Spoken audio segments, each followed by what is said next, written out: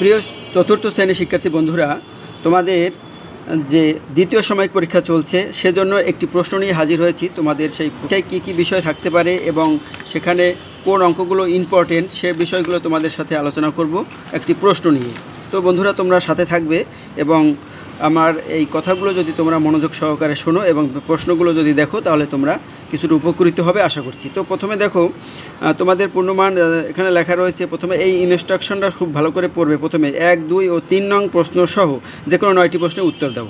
অর্থাৎ 1 এবং 2 এবং 11 কিন্তু অ্যান্সার করতেই হবে, এটা অবশ্যই আগে পড়ে নিবে। তারপর মোট 9টি প্রশ্নের উত্তর দিতে হবে। তো দেখো, প্রথমে এখানে রয়েছে সঠিক উত্তরটি উত্তরপত্রে লেখো। এখানে 15টি টিক চিহ্ন রয়েছে, এখানে যেটা সঠিক উত্তর সেটাই শুধু লিখবে। দেখো, এইখানের উত্তরগুলো কিন্তু টিক দেওয়া রয়েছে, তোমরা একটু দেখে নাও তাহলে তোমাদের কিন্তু ধারণাটা কমপ্লিট হবে। 60 ভাগ 30 কত? মানে 30 দিয়ে 60-এর ভাগ করলে 2। সংখ্যা প্রতীক কয়টি? 4টি। কোনটি সঠিক? এখানে যে 4টি দেওয়া রয়েছে সম্পর্ক প্রতীকের মধ্যে কোনটি সঠিক? 4 গুণ 6 424, এর চেয়ে গ্রেটার দেন 26, তার মানে এইটা সঠিক। কোনটি সঠিক? কোন বাক্যটি ভুল নয়? অর্থাৎ এই বাক্যটি ভুল নয়, এটা সঠিক। তারপর 36 ভাগ 12 কত? 3। সমান নয় বোঝাতে কোনটা? এই যে সমান, তারপর একটা এরকম টান হবে, এটা হচ্ছে সমান নয়। এই চিহ্নটির নাম কি? বৃহত্তর নয়। বৃহত্তর এরকম, এটা টান দিয়ে রাখলে এটা বৃহত্তর নয়। তারপর দেখো, 4-এর একটি গুণিতক কোনটি? 4-এর একটি গুণিতক হচ্ছে 8। 6-এর গুণনীয়কগুলো হলো কি কি? 1, 2, 3 ও 6। গরিষ্ঠ সাধারণ গুণনীয়কের সংক্ষিপ্ত কি? গসাগু।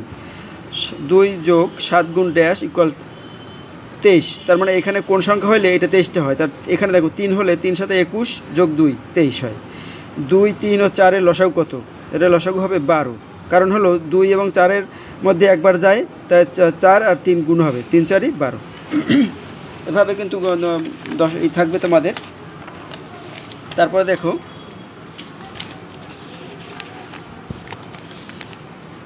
তারপরে যে কোনো সংখ্যার গুণিতক কয়টি? অসংখ্য গুণিতক থাকে একটা সংখ্যার, যে কোনো অসংখ্য গুণিতক। কোন পরিমাপের একক কী? কোন কীভাবে মাপে? ডিগ্রি দিয়ে। এক সরলকোণ সমান কত? 180 ডিগ্রি। সরলকোণ কি? মানে একটা সোজা রেখা, এটাই সরলকোণ। তো এভাবে দেখো, এবার সংক্ষেপে উত্তর দাও। সংক্ষিপ্ত প্রশ্ন থাকবে আবার 15টি।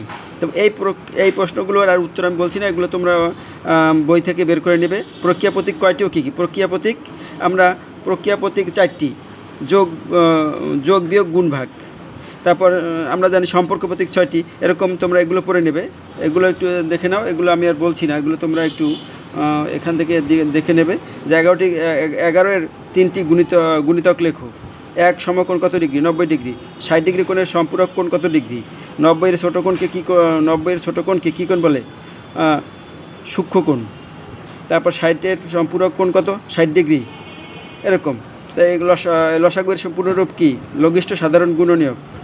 তো এইভাবে তোমরা এগুলো দেখে নেবে। এবার আমি চলে যাচ্ছি একটু অঙ্কতে চলে যাচ্ছি। সৃজনশীল অঙ্কগুলো দেখো, এগুলো আমি আর করাবো না, এগুলো তোমরা অঙ্কগুলো একটু ভালো করে দেখে নাও। এই অঙ্কগুলো যদি করো তাহলে কিন্তু তোমাদের আশা করি প্রিপারেশন ভালো হবে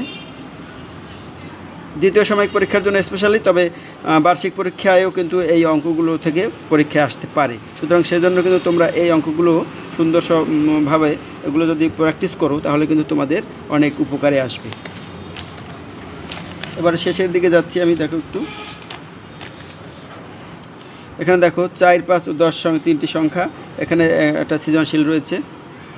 তারপরে 9 নম্বরে 3টি সংখ্যা, এই 3টি একটা সৃজনশীল রয়েছে।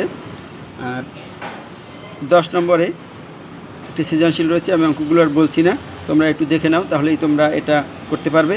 এবং 11 নম্বর কিন্তু অবশ্যই করতে হবে, 1, 2 এবং 11 করতে হবে। উপরেই প্রথমেই দেওয়া রয়েছে, এখানে রয়েছে জ্যামিতি। যে কোনো 2টি প্রশ্নের উত্তর দেয়, এখান থেকে 2টি আবার উত্তর দিতে হবে 3টির ভিতর। সমকোণ কাকে বলে? একটি সমকোণ অঙ্কন করো। সমকোণ যে কোণের মান 90 ডিগ্রি বা এক সমকোণ তাকে সমকোণ বলে। আর একটি সমকোণ অঙ্কন করো, এটা আমরা সবাই জানি যে এরকম, এই যে ABC, এটা সমকোণ। তারপর বিপ্রতীপ কোণ অঙ্কন করো, এর 2টি বৈশিষ্ট্য লেখো। বিপ্রতীপ কোণ এরকম 2টা যে ক্রস দেওয়া করে, এটা বিপ্রতীপ কোণ।